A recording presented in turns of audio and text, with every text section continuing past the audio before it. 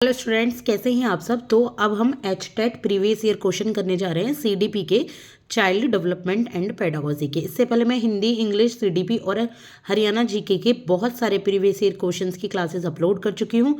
Play list available है Haryana HTET PYQs के नाम से, तो आप जाकर देख सकते हैं। तो चलिए हम स्टार्ट करेंगे। 30 क्वेश्चंस एचटेट में पूछे जाते हैं सीडीपी से, चाइल्ड डेवलपमेंट एंड पेडागोजी से। तो 15 हम एक क्लास में करेंगे, 15 हम नेक्स्ट क्लास में करेंगे, ठीक है, क्योंकि बहुत लंबी क्लास हो जाएगी वरना। तो चलिए 15 क्वेश्चन की प्रैक्टिस हम कर लेते हैं। लिविडो क्या है? आई होप कि आपने सीडीपी पढ़ लिया होगा, थोड़ा बहुत रह गया है या प्रैक्टिस करनी है तो आप पीवाईक्यूज या एमसीक्यूज समझ के आप यहाँ से प्रैक्टिस कर सकते हैं, और जो आपकी तैयारी थोड़ी बहुत रह गई होगी तो वो भी यहाँ से आपकी हो जाएगी। तो लिविडो किसको कहते हैं? फिजिकल एनर्जी को कहते हैं, सेक्सुअल एनर्जी को कहते हैं, मेंटल एनर्जी को कहते हैं, या फिर इमोशनल एनर्जी को कहते हैं। कहते हैं ना उसमें लिबिडो कितना है, लिबिडो कितना है, तो लिबिडो कहते हैं सेक्सुअल एनर्जी को, ठीक है। किसको कहते हैं? सेक्सुअल एनर्जी को, लिबिडो। इसका आंसर हो जाएगा नंबर बी। इसके बाद है which of the following is not a primary law of learning according to Thorndike. अगर हम थॉर्नडाइक के अकॉर्डिंग बात करें तो इनमें से कौन सा लर्निंग का प्राइमरी लॉ नहीं है, यानी कि लर्निंग का पहला स्रोत नहीं है, पहला लॉ नहीं है जो कि थॉर्नडाइक ने कहा है। तो लॉ ऑफ एक्सरसाइज है, या लॉ ऑफ प्रॉक्सिमिटी है, या लॉ ऑफ इफेक्ट है, या फिर लॉ ऑफ रेडीनेस है। हमें ये बताना है कौन सा लॉ नहीं है थॉर्नडाइक के अकॉर्डिंग, ठीक है। तो ये है law of proximity. Law of proximity जो है ये क्या नहीं है, ये आपका प्राइमरी लॉ ऑफ लर्निंग नहीं है। प्रॉक्सिमल की किसने बात की है? Zone of proximal ability, JBD, I think ZBD, ये बात की है, जेडपीडी ये बात की है बायगोत्स्की ने। इसके बाद है learning disabilities include. Learning disabilities में क्या क्या इंक्लूड होता है? हियरिंग और मोटर डिसेबिलिटीज़ होती हैं। लर्निंग डिसेबिलिटी में क्या क्या आता है? सुनने की और जो चलने की गति वाली जो डिसेबिलिटी है वो होती हैं, या मेंटल रिटार्डेशन आती है, या इमोशनल डिस्टर्बेंसेस आती है, या डिसऑर्डर ऑफ अंडरस्टैंडिंग और यूजिंग लैंग्वेज, या तो स्पोकन में या रिटन में किसी भी लैंग्वेज को समझने में जो दिक्कत आती है वो होती है। तो क्या है इसका आंसर? लास्ट वाला number D is the right answer. तो डिसऑर्डर ऑफ अंडरस्टैंडिंग और यूजिंग लैंग्वेज, ठीक है, जिसको पढ़ने लिखने में दिक्कत आए उसको लर्निंग डिसेबिलिटी कहते हैं, ना कि चलने में दिक्कत आए, सुनने में दिक्कत आए तो वो दिव्यांग हो जाते हैं, वहाँ पे वो लर्निंग डिसेबिलिटी नहीं होती। इसके बाद है number 4, that is Hermann Ebbinghaus is a well known name in the field of. जो हरमन एबिंगहॉस हैं एक वेल नोन नाम है, किस फील्ड में? वर्बल लर्निंग में है, या इंटेलिजेंस में है, या पर्सनालिटी या परसेप्शन। कहाँ पर उन्होंने कौन सी स्टडी की है, किसके लिए सबसे ज़्यादा जाने जाते हैं? तो ये जाने जाते हैं वर्बल लर्निंग के लिए। वर्बल लर्निंग के लिए हरमन एबिंगहॉस जाने जाते हैं। इसके बाद है which of the following theories is given by Leon Festinger. Leon Festinger हैं उन साइकोलॉजिस्ट, उन्होंने कौन सी थ्योरी दी है? Functional theory, balance theory, social equity theory, या फिर कॉग्निटिव डिसोनेंस थ्योरी। तो इन्होंने कौन सी थ्योरी दी है? इन्होंने दी है कॉग्निटिव डिसोनेंस थ्योरी। किसने? लियोन फेस्टिंगर ने। इसके बाद है इमेजेस फ्रोजन, ये नंबर डी पर है ये मार्क, ये आपका 6 पर नहीं है, एक सेकेंड।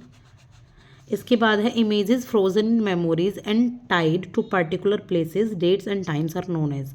कि एक जो इमेजेस होती हैं जिनको हम फ्रोज कर लेते हैं, जमा कर लेते हैं मेमोरीज के रूप में, और प्लेसेस, डेट्स और टाइम वो भी उनके साथ इंक्लूड होती हैं, तो उन मेमोरीज को क्या कहते हैं? फ्लैश बल्ब मेमोरीज, या ऑटोबायोग्राफिकल मेमोरीज, या टिप ऑफ टंग मेमोरीज, या फॉल्स मेमोरीज। तो क्या कहा जाता है? उनको कहा जाता है फ्लैश बल्ब मेमोरीज। जो कहते हैं ना फ्लैशेज आते हैं, फ्लैशेज जो हमारे पिछले, जहाँ पर हमने मेमोरीज को यहाँ पे फ्रोज कर लिया है, तो इसको कहते हैं फ्लैश बल्ब मेमोरीज। इसके बाद है values that are learn from our family and society influence our behaviour as.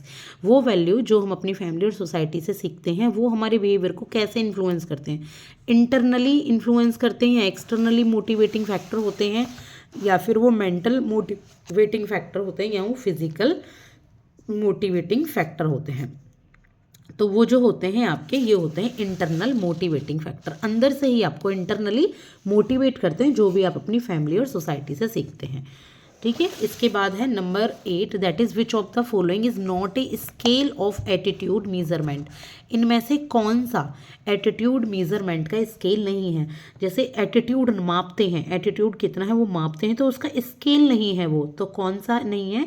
Bogardus social distance scale, या ऑसगुड्स सीमेंटिक डिफरेंशियल स्केल, या थर्स्टॉन्स इक्वल अपीयरिंग स्केल, या गर्ट्समैन पिक्चर फ्रस्ट्रेशन स्केल।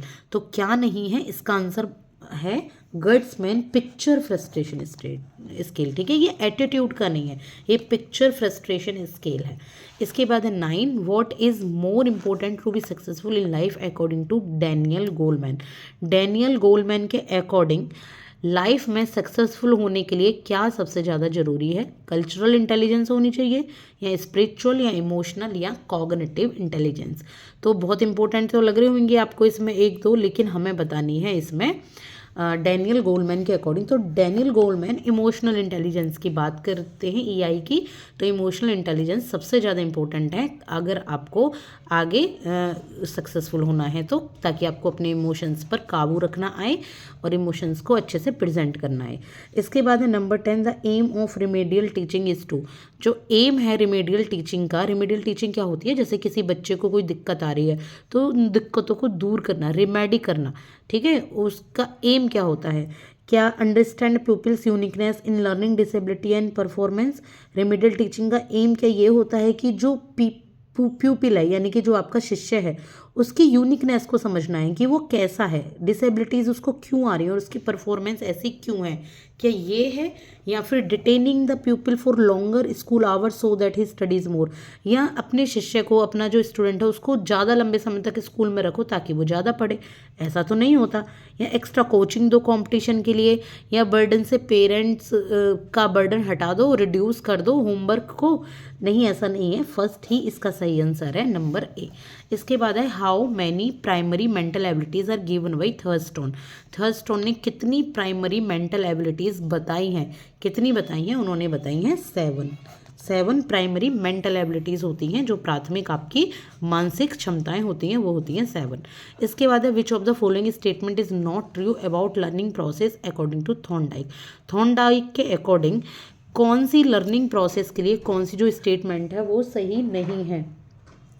तो learning is a gradual process, या learning is a trial and error process, या learning comes through insight only, यानी कि learning एक gradual process है, या learning trial and error process, कौन सी नहीं है।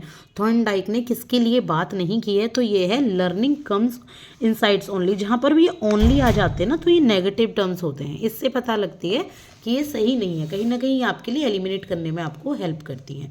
इसके बाद है 13, that is in modern time psychology is considered the study of. Modern times में जो साइकोलॉजी है वो किसकी स्टडी मानी जाती है। तो मॉडर्न टाइम्स में जो साइकोलॉजी है वो ह्यूमन बिहेवियर की स्टडी मानी जाती है। किसकी? ह्यूमन बिहेवियर की स्टडी मानी जाती है। If the chronological age of a child is 60 months and the mental age of child is 72, what shall be his IQ? यहाँ पूछा गया है कि IQ कितना होगा अगर एक चाइल्ड की जो एज है वो 60 मंथ है और मेंटल एज जो है चाइल्ड की वो 72 है, तो उसका IQ कितना होना चाहिए। IQ है 84 होना चाहिए, या 100, या 120, या 92। तो उसका जो IQ होगा उस बच्चे का ये होगा 120। कितना होगा? 120 इसका IQ होगा। इसके बाद है which of the following type of personality is known as the coronary heart disease prone personality. इनमें से कौन सी पर्सनैलिटी को coronary heart disease prone personality कहा जाता है। तो टाइप ए पर्सनैलिटी को, टाइप बी को, टाइप सी को, या टाइप डी को। तो इसका आंसर क्या हो जाएगा? इसका आंसर हो जाएगा number A, type A personality को। तो आज अभी तो ये हो गया पार्ट 1 CDP के 30 क्वेश्चंस में से 1 to 15 तक। इसके बाद मैं आपको 16 से 30 क्वेश्चन नेक्स्ट क्लास में कराऊंगी, देखना मत भूलेगा। प्लेलिस्ट अवेलेबल है, वहाँ से आप इनको चेकआउट कर सकते हैं। तो थैंक यू सो मच।